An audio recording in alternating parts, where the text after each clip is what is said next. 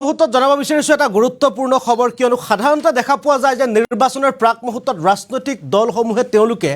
প্ৰচাৰ পত্ৰ সম্প্ৰচাৰ কৰে বা প্ৰচাৰ পত্ৰ লৈ বিভিন্ন সময়ত তেওঁলোকে প্ৰচাৰ চলাই ৰাজনৈতিক তেওঁলোকৰ দলটোৰ বিষয়ে কিন্তু এইবাৰ কংগ্ৰেছে কৰিছে বা অৰ্থাৎ বিৰোধী ঐক্য মঞ্চই তেওঁলোকে এইবাৰ বিজেপিৰ বিৰুদ্ধে বা মিত্ৰজোঁটৰ বিৰুদ্ধে তেওঁলোকে এইবাৰ লোকসভাত যুঁজ দিবৰ কাৰণে বিৰোধী ঐক্য মঞ্চৰ ফালৰ পৰা এইবাৰ অভিযোগ ঘোষণাপত্ৰ তেওঁলোকে জাৰি কৰিছে আৰু এই অভিযোগ ঘোষণাপত্ৰলৈ বিজেপিৰ বিৰুদ্ধে থকা অভিযোগ ঘোষণাপত্ৰলৈ এবাৰ তেওঁলোকে অসমত প্ৰচাৰ চলাব বিজেপিৰ বিৰুদ্ধে আৰু এই মুহূৰ্তত জনাব বিচাৰিছোঁ এটা গুৰুত্বপূৰ্ণ খবৰ কিয়নো এইবাৰ কংগ্ৰেছে অৰ্থাৎ বিৰোধী ঐক্য মঞ্চই অভিযোগ পত্ৰ প্ৰচাৰেৰে বিজেপিৰ বিৰুদ্ধে যুঁজ দিব বিৰোধী ঐক্য মঞ্চই বিজেপিৰ বিৰুদ্ধে অভিযোগনামা প্ৰকাশ কৰিব বিৰোধী ঐক্য মঞ্চই অসমৰ ৰাইজক বঞ্চনা প্ৰতাৰণা কৰাৰ অভিযোগ বিৰোধী ঐক্য মঞ্চৰ বিজেপিয়ে উন্নয়নৰ নামত প্ৰতাৰণা কৰাৰ অভিযোগ বিৰোধীত অভিযোগনামা লৈ প্ৰচাৰ চলাব বিৰোধী ঐক্য মঞ্চই খানাপাৰাত এক বৈঠকৰ পাছতে সংবাদমেল বিৰোধী ঐক্য মঞ্চৰ বৈঠকত অংশগ্ৰহণ অসমৰ কংগ্ৰেছৰ তত্ত্বাৱধায়ক জিতেন্দ্ৰ সিং উপস্থিত থাকে এপিচিচিৰ সভাপতি ভূপেন বৰা অভিযোগ পত্ৰৰ প্ৰচাৰ বিজেপিৰ বিৰুদ্ধে যুঁজ দিব বিৰোধী ঐক্যই বিজেপিৰ বিৰুদ্ধে অভিযোগনামা প্ৰকাশ বিৰোধী ঐক্য মঞ্চৰ অসমৰ ৰাইজক বঞ্চনা প্ৰতাৰণা কৰাৰ অভিযোগ বিৰোধী ঐক্য মঞ্চৰ বিজেপিয়ে উন্নয়নৰ নামত প্ৰতাৰণা কৰাৰ অভিযোগ বিৰোধীত অভিযোগনামালৈ প্ৰচাৰ চলাব বিৰোধী ঐক্য মঞ্চই খানাপাৰাত এক বৈঠকৰ পাছতে সংবাদমেল বিৰোধী ঐক্য মঞ্চৰ আৰু ঐক্য মঞ্চৰ এই যে বিৰোধী ঐক্য মঞ্চত উপস্থিত থাকে কংগ্ৰেছৰ তত্ত্বাৱধায়ক জিতেন্দ্ৰ সিঙৰ লগতে এপিচিচিৰ সভাপতি ভূপেন বৰা অখিল গগৈৰ পৰা আৰম্ভ কৰি উপস্থিত থাকে লুৰিণজ্যোতি গগৈলৈকে বিৰোধী ঐক্য মঞ্চৰ এটা নতুন ৰণকৌশল আগন্তুক লোকসভা নিৰ্বাচনত বিৰোধী অৰ্থাৎ শাসনত থকা মিত্ৰজোঁট চৰকাৰক উফৰাবৰ কাৰণে বা শাসনত থকা মিত্ৰজোঁট চৰকাৰক হৰুৱাবৰ কাৰণে এইবাৰ বিৰোধী ঐক্য মঞ্চই অসমত তেওঁলোকে এইবাৰ এক নতুন পন্থা হাতত লোৱা দেখা পোৱা গৈছে তেওঁলোকে এইবাৰ নিৰ্বাচনী প্ৰচাৰ পত্ৰিকাৰ বিপৰীতে তেওঁলোকে এইবাৰ বিজেপিৰ অভিযোগ ঘোষণাপত্ৰ তেওঁলোকে ছপা কৰিছে আৰু এই অভিযোগ ঘোষণাপত্ৰৰ জৰিয়তে অসমৰ বিভিন্ন প্ৰান্তত বিৰোধী ঐক্য মঞ্চই বিজেপিৰ বিৰুদ্ধে তেওঁলোকে প্ৰচাৰ চলাব বিগত সময়ছোৱাত শাসনত থকা বিজেপি চৰকাৰে অসমৰ জনতাক বা শাসনত থকা মিত্ৰজোঁট চৰকাৰে অসমৰ জনতাক কেনেদৰে বঞ্চনা কৰিলে অসমৰ জনতাক কেনেদৰে প্ৰতাৰণা কৰিলে কেনেদৰে অসমৰ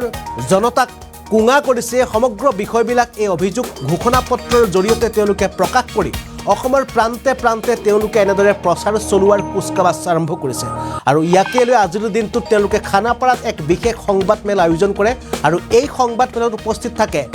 এপিচিচিৰ তত্ত্বাৱধায়ক অৰ্থাৎ প্ৰদেশ কংগ্ৰেছৰ তত্ত্বাৱধায়ক কেন্দ্ৰীয় নেতা জিতেন্দ্ৰ সিং লগতে উপস্থিত থাকে এপিচিচিৰ সভাপতি ভূপেন বৰা লগতে উপস্থিত থাকে লুৰিণজ্যোতি গগৈ অসম জাতীয় পৰিষদৰ সভাপতি লগতে উপস্থিত থাকে ৰাইজৰ দলৰ বিধায়ক অখিল গগৈকে আৰম্ভ কৰি বিৰোধী ঐক্য মঞ্চৰ লগত সংযুক্ত হৈ থকা যিমানবোৰ ৰাজনৈতিক দল আছিল এই সময়লৈকে সকলোবোৰ ৰাজনৈতিক দলৰ প্ৰতিনিধি উপস্থিত থাকে এই বিশেষ সংবাদমেলত আমি পোনে পোনে এইবাৰ আপোনালোকক লৈ যাব বিচাৰিছোঁ এই বিশেষ সংবাদমেলখনত আজি যি তেওঁলোকে অভিযোগ ঘোষণাপত্ৰ তেওঁলোকে আজি প্ৰকাশ কৰিলে অভিযোগ ঘোষণাপত্ৰৰ যি সংবাদমেল আছিল এই সংবাদমেললৈ আপোনালোকক পোনে পোনে লৈ যাব বিচাৰিছোঁ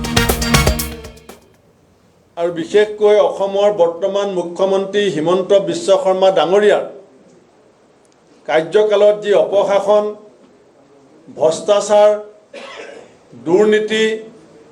স্বজন তোষণ আৰু বিভিন্ন প্ৰকাৰে ৰাজ্যখনত সাম্প্ৰদায়িক ৰাজনীতিৰে বিষবাষ্প সৃষ্টি কৰি আমাৰ সম্প্ৰীতি ভাতৃত্ববোধ সমন্বয় বিনষ্ট কৰিবৰ কাৰণে যি ষড়যন্ত্ৰ সেই সম্পৰ্কত আমি বিৰোধী দলসমূহে ঐক্যবদ্ধভাৱে আমাৰ ডিব্ৰুগড়ত যেতিয়া সন্মিলন হৈছিলে সেই সন্মিলনত আমি বিজেপি চৰকাৰৰ বিৰুদ্ধে মহা অভিযোগনামা এখন প্ৰকাশ কৰাৰ চূড়ান্ত সিদ্ধান্ত লৈছিলোঁ আৰু এই মহা অভিযোগনামাখন প্ৰস্তুত কৰাৰ যিটো দায়িত্ব আমাৰ বিৰোধী দলে আমি সাংসদ অজিত ভূঞা ডাঙৰীয়া আৰু আমাৰ বিধানসভাৰ উপদলপতি ৰকিবুল হুছেইন ডাঙৰীয়াক দিছিলোঁ তেখেতসকল দুজনে প্ৰস্তুতি কৰি প্ৰস্তাৱ কৰাৰ পিছত ডিব্ৰুগড়ৰ আমাৰ অধিৱেশনত আমি ইয়াক গৃহীত কৰোঁ। আমি আৰু এখন পুস্তিকা ঘোষণাপত্ৰ আমি প্ৰকাশ কৰিবলৈ গৈ আছোঁ। ইয়াৰ পৰৱৰ্তী দিনত আমি জিতেন্দ্ৰ সিং ডাঙৰীয়াৰ সৈতে আলোচনা কৰি আমি ঘোষণাপত্ৰ আমাৰ কেন্দ্ৰীয় যিখন ঘোষণাপত্ৰ হ'ব তাৰ লগত আমাৰ অসমৰ বিৰোধী ঐক্য মঞ্চয়ো আমি দুইখনকে সংযোজন কৰি, কাৰণ ইতিমধ্যে ৰাহুল গান্ধী ডাঙৰীয়াই ন্যায় 5টা ন্যায় আৰু 25টা গ্যাৰাণ্টি আমাৰ ঘোষণা কৰিছে। সেইখিনি সংযোজন কৰি পেলাই আমি এখন ঘোষণাপত্ৰ খুব সোনকালে কৰিম। অভিযোগনামা এতিয়া প্ৰকাশ পাব, কিন্তু তাৰ আগে আগে মই 2টা বা 3টা বাক্য ক'ব খুজিছোঁ। নম্বৰ 1, আটাইতকৈ ডাঙৰ যদি অভিযোগ আছে সেইটো হ'ল এই চৰকাৰখনৰ বিৰুদ্ধে। সেই অভিযোগটো হ'ল যে অসমত বৰ্তমান পঞ্জীয়নভুক্ত নিবনুৱাৰ সংখ্যা 32,34,738 জনলৈ বৃদ্ধি পাইছে। 32,34,738 জন।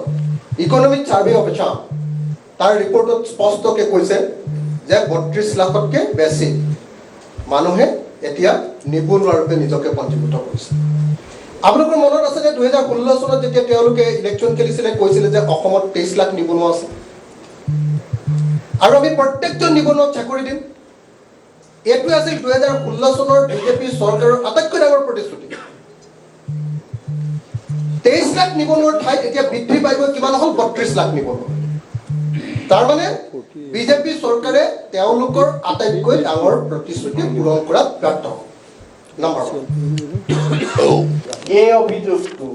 গুৱাহাটীক বচাও, ইয়াৰ ওপৰত এটা ব্যাপক কেম্পেইন আমি গুৱাহাটীত যিসকল ৰাজনৈতিক দলৰ আমি কৰ্মী আছোঁ, এটা কেম্পেইন এটা আৰম্ভ কৰাটো অতি সোনকালে আমি বিচাৰিছোঁ। এতিয়া ছুইচ সংস্থা এটাই এই তেওঁলোকৰ যিটো AIQ ইয়াৰৰ জৰিয়তে এই সিদ্ধান্তত এই ৰিপৰ্টটো দিছে। এতিয়া দ্বিতীয় কথাটো হৈছে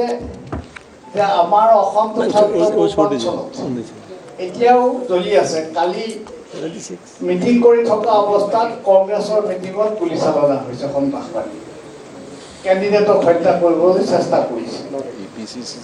কিন্তু আজি এই 3 মে'ৰ পৰা জ্বলি থকা মণিপুৰখন ভ্ৰমণ কৰিবৰ কাৰণে ভাৰতবৰ্ষৰ প্ৰধানমন্ত্ৰীৰ মুখত আজিলৈকে এটা শব্দ নোলায়। পাৰ্লামেণ্টতো তেওঁ মণিপুৰৰ শব্দটো ক'বলৈ টান পায়, দূৰতহে ক'ব লগা হয়। এতিয়া এইটো উত্তৰ পূৰ্বাঞ্চলক ইমান ভাল পোৱা ভাৰতবৰ্ষৰ প্ৰধানমন্ত্ৰীয়ে আমাৰ ওচৰৰ ৰাজ্য আমাৰ লগত আমাৰ অসমৰ পৰাই মণিপুৰত আজি যিটো অৱস্থা হৈছে, ইয়াত তেখেতে তাৰ মানুহক নিৰ্ভয় দিবৰ কাৰণে এবাৰ আহিবৰ কাৰণে ভয় কিহৰ, আৰু এই কথাটোত আমি পাৰ্টীয়ে আমাৰ ফালৰ পৰাও আৰু আমি সমস্বৰে তাক ধিক্কাৰ দিব লাগিব। আৰু ইলেক্টৰেল বণ্ড সম্পৰ্কত ৰাইজৰ মাজত আজি ব্যাপক প্ৰচাৰ চলোৱাটো অতি জৰুৰী বুলি আমি বিবেচনা কৰিছোঁ। আৰু লগে লগে আজি আমাৰ ওপৰত বলপূৰ্বকভাৱে অসমৰ ৰাইজৰ প্ৰবল বিৰোধিতা স্বত্তেও আজি আইন অসম চুক্তিক অস্বীকাৰ কৰি অসম চুক্তি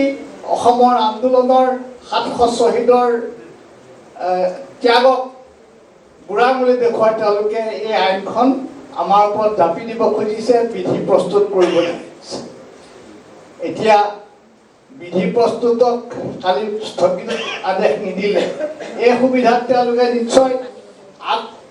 আগবাঢ়িব। আৰু আমাৰ আহ্বান হৈছে এই সাম্প্ৰতিক সময়ত এইকেইটা যিটো জ্বলন্ত জৰুৰী সমস্যা